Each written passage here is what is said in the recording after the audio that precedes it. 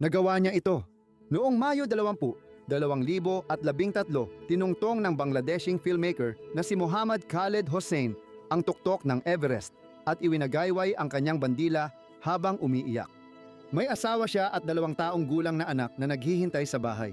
Dapat sana ay bababa siya kinabukasan, ngunit hindi na siya nakabalik. Ilang araw matapos, nagpadala ng recovery team. 12 Sherpa na may satellite tracker at mga kamera. Naghahanap sila ng 2 oras.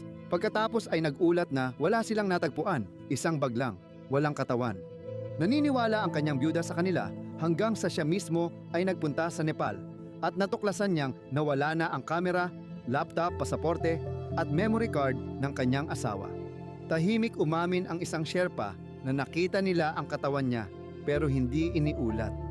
Ang kanyang guide, isang kilalang umaakyat sa Nepal, ay inakusahan ng pag-abandona habang siya'y buhay pa. Tinawag ito ng mga opisyal na mafia ng kasinungalingan na nagprotekta sa industriya ng Everest. Walang naparusahan at naroon pa rin ang kanyang katawan.